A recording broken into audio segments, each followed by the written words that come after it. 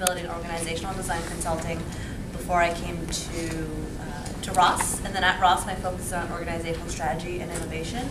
And this summer, I did organizational design at Cisco. And I'll talk a little bit through kind of, a lot of people are saying, well, how does design fit in organizational design? And I'll definitely just walk through my own take on it. And I think my own take on it is probably a lot similar to a lot of folks here, is you using your own skill set and tools and the way your perspective to infuse in the organization you're at. Kevin? Okay, next. I'm Kevin. I was an industrial designer from Georgia Tech. I worked at a company called ProTech that was bought by Vans the first day that I got there. So I designed snowboard boots, snowboard bindings, and helmets and pads. I left there to snowboard for 4 months, and then I went to New Balance where I designed footwear. And then from New Balance, I met a girl on a plane and went to Kentucky to work for Lexmark, where I was an interface and interaction designer, and now I'm here. I'm Stephanie. I guess I am the traditional, I started a little more traditional business. I worked in energy at AES and in financial services at UBS, and I pretty consistently worked for C-suite executives doing strategy and communications work. And what I really found was that I was always using a lot of visual thinking and a lot of I guess design thinking, but specifically visual communications in my work, and that was making me successful, but it really wasn't valued very much where I was. So I came back to school to make a transition into design consulting, and this summer I was at a very small design consultancy called Explain in Portland, and their whole thing is visual communication of strategies and processes and ideas, and it was awesome. Stephanie, if you wouldn't mind coming up, and she's prepared to give a short. Oh, sure. Do I have to stand? I'll stand. Well, sure. Well, I already just said my first slide, so it's easy. Yeah.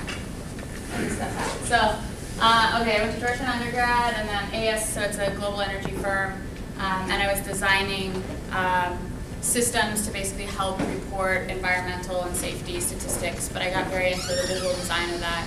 And then at UBS, I was doing basically strategy work for the CEO and the COO. And then I came to Ross, and then this summer I was at Explain. So we got 5 minutes, so I was like, oh, what do I really want to say?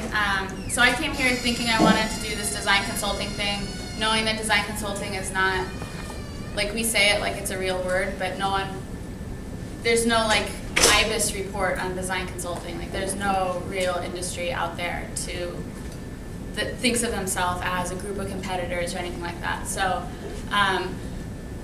basically this is my advice for how to crack the design consultancy thing if that's something you're interested in going into. So I'd say one of the first things you want to look at when you're comparing these companies that don't necessarily affiliate with each other or see themselves as in the same field is you really want to look at their roots to understand what their approach is. So there are a lot of companies right now who are in this like, we're design thinkers, or we help you design your business, and really that's what I'm interested in, but they're coming at it from very different places. So just some examples, you have people who used to be straight up marketing, advertising, branding, and now they're moving into this space. You have firms that started in product design, and now they're saying, well, we have this unique way of designing products, we can apply that to design services, or we can design whole business models using that same method. Explain started in graphic design.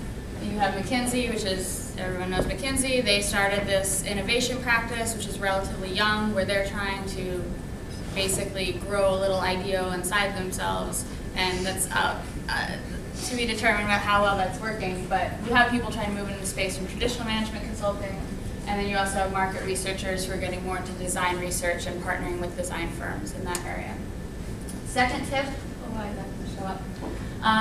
Look at how the roles are structured within firms. So this is Gravity Tank over here. If you work at Gravity Tank, you're either in research, you're in strategy, or you're in design. Versus if you're in Explain, you're a consultant or you're a designer. Versus if you're at IDEO, you're human factors, you're a designer, you're an engineer, you're business design. So that's a good way of looking at how they see you.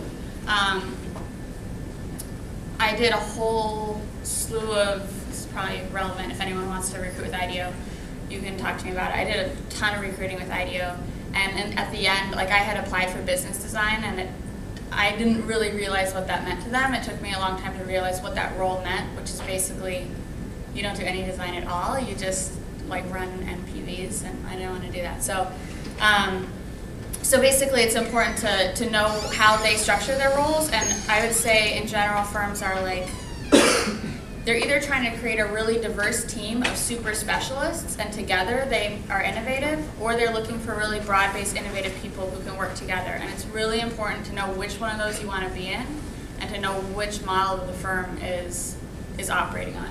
And I guess that T-shaped ideal, and some of you may have heard of like, design firms are looking for looking for people that are T-shaped, which means you're really broad on top. You're interested in a lot of things, but they want you to have one area where you deep dive and you are a super, super expert in it.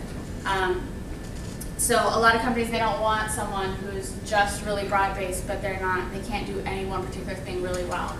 I've also heard someone say they want pie-shaped people, like the mathematical pie. So, I don't know. I only heard that. I heard that from my ear, actually. So that's kind of a concept to understand that seems to be really important. I know I'm talking too long. Okay, you really do have to know someone. I don't know anyone who's gotten into this industry without, not like it's your uncle, but you had to have like had multiple informational interviews and formed a relationship before you went into the recruiting process. Like 0 people have dropped their resume and just gotten a call. It doesn't happen, so good to know. I think 0. Has anyone just dropped their resume? Yeah. Okay, and this is my experience, path to a full-time job offer. These places don't really recruit, so if you really want to prove yourself and you're in this weird space, it's a really good idea to try to get an internship in this field and then try to parlay that into an